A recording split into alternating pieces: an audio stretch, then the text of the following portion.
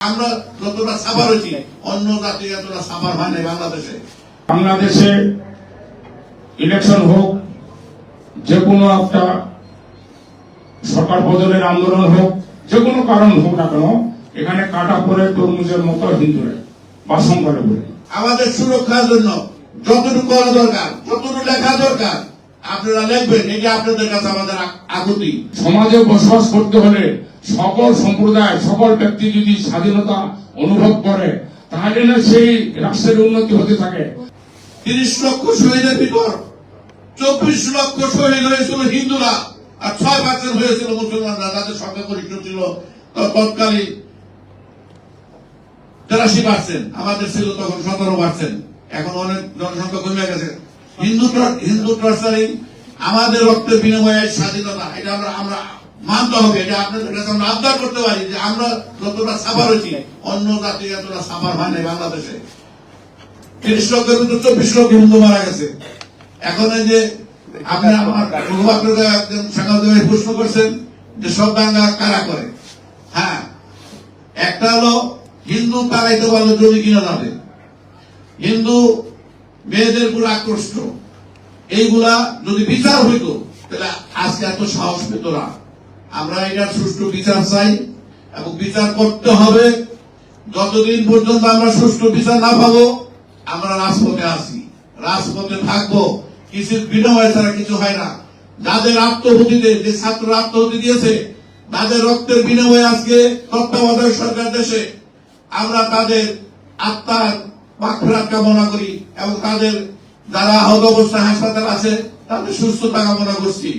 এবং তাদের আজকে আত্মত্যাগের জন্যই, আজকে আত্মত্যাগের জন্য দেশ সংজ্ঞামুক্ত হয়েছে, কিন্তু আমরা আক্রান্ত হয়েছি। কারণটা কি?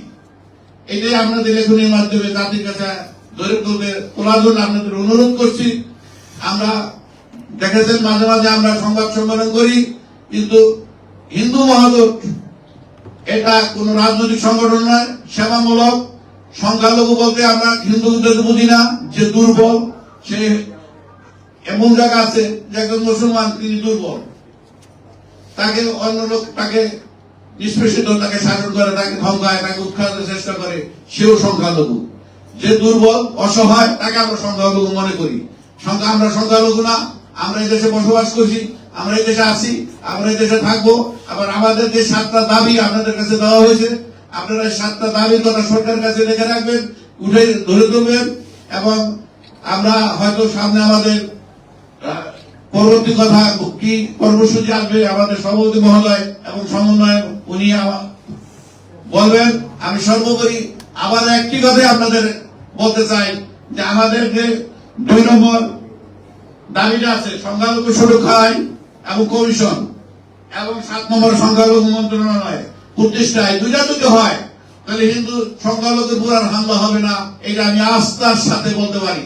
বিচার যদি হতো এতদিন, এই 24 বছর যদি বিচার হতো, তাহলে আজকে এত দূর তারা আজকাল পেত না হিন্দু বাড়ি ঘরে হামলা করতে।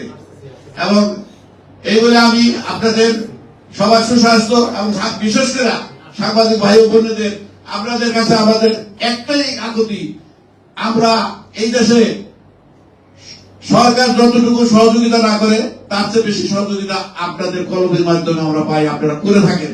এই জন্য আপনাদের আন্তরিক ধন্যবাদ জানাচ্ছি।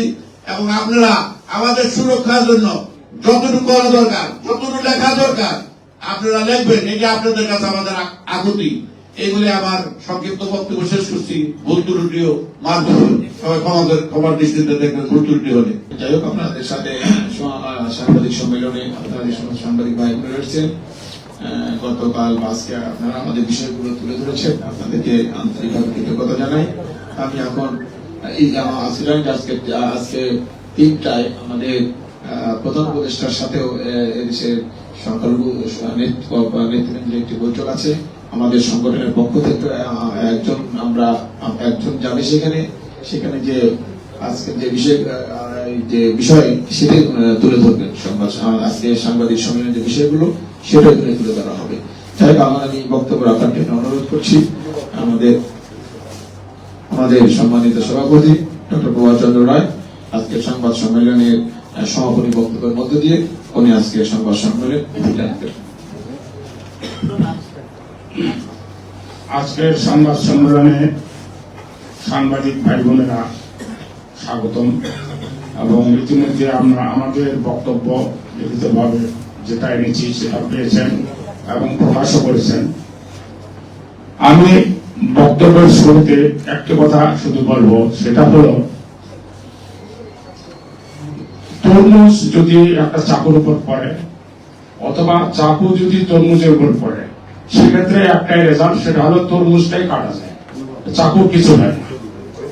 এর কারণ, এটা বলার কারণ এই যে বাংলাদেশে ইলেকশন হোক, যে কোনো একটা সরকার বদলের আন্দোলন হোক, যে কোনো কারণ হোক না কেন, এখানে কাটা পড়ে তরমুজের মতো হিন্দুরা বা সংখ্যালঘু, অর্থাৎ এরা সবসময় পাঠার বলির মতো কাটা পড়ে যায়, এরাই সাফার করে এবং এদের ক্ষতিগ্রস্ত হয়, ঘর বাড়ি জ্বালিয়ে যায়, লুটপাট হয়। এই সব জিনিস আমাদের ভাগ্যে আগে অতীতে ছিল না এত, কিন্তু ইদানিং অনেক বৃদ্ধি পেয়েছে। একটা জিনিস, আমরা যে আন্দোলন করতেছি সংখ্যালঘু তথা হিন্দুদের, যেহেতু এটা হিন্দু ছাত্র, হিন্দু মহাজোট, এই হিন্দুদের স্বার্থ রক্ষার্থে আমরা বিভিন্ন ভাবে সোচ্চার হচ্ছি। আমরা যখন রাজনৈতিক সরকার ছিল, সেই এরশাদের আমল থেকে এখন পর্যন্ত সব সরকারের সাথে আমরা দিন দরবার করেছি, আন্দোলন করেছি, মশাল মিছিল করেছি, অনশন বন্ধ করেছি, কিন্তু কোন দাবি আজ পর্যন্ত মানা হয় নাই। সামান্য যে একটা দাবি ছিল যে দুর্গাপূজায় 3 দিনের ছুটি, এটা অতি সামান্য একটা নির্বাহী আদেশে হতে পারত। আমরা গতকাল মাননীয় সদস্য উপদেষ্টার সাথেও আমি বলেছি যে স্যার দেখেন, বাংলাদেশে মুসলিমদের 2টি গুরুত্বপূর্ণ উৎসব হলো 2 ঈদ, 2 ঈদের 3 দিন ছুটি হয়, অনেক সময় 6-7 দিন 8 দিনও হয় যদি মাসে শুক্রবার বা অন্য কিছু ছুটি পড়ে। কিন্তু বাংলাদেশে হিন্দুদের প্রধান উৎসব হলো দুর্গাপূজা। এই দুর্গাপূজা আমরা 3 দিন মাত্র ছুটি চাইছিলাম, বিগত সরকারের আমলে আমরা দিন দরবার করেছি।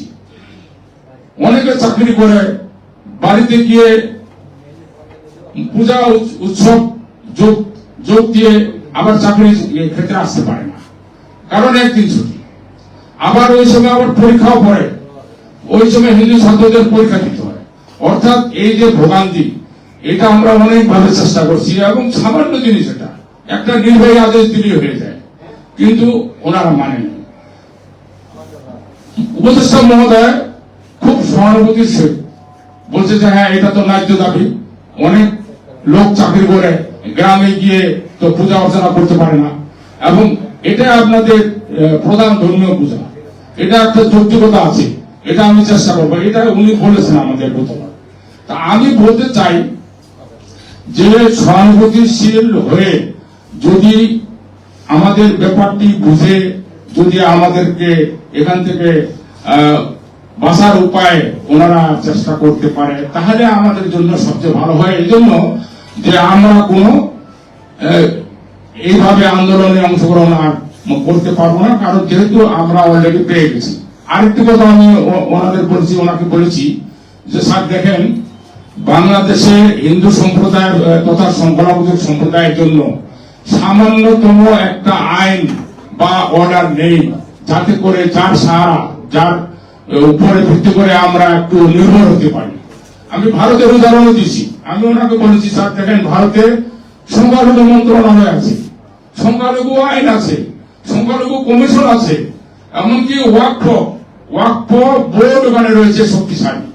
এবং আমি ইন্টারনেটে দেখেছি যে ভারতে ওয়াকফ বোর্ডের সবচেয়ে বেশি জমি আছে রেলওয়ে ডিপার্টমেন্টের পর। 9.5 লক্ষ একর ওয়াকফ বোর্ডের সম্পত্তি ভারতে। এটা আমার শোনা কথা, আমি দেখেছি।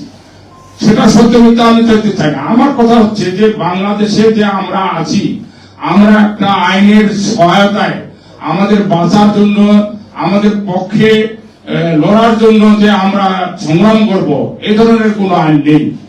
এই কথাটাই কিন্তু ওনাকে আমি বলেছি, এবং এটাও বলেছি স্যার যে সংখ্যালঘু কমিশন সংখ্যালঘু সুরক্ষা মন্ত্রণালয় এবং সংখ্যালঘু সুরক্ষা আইন যদি আমাদের থাকতো, তা আমরা যেখানেই অত্যাচারিত হই না কেন একটা বাঁচার আশ্রয়স্থল আমরা পেতে পারতাম, আমরা আইনগত ভাবে লড়তে পারতাম।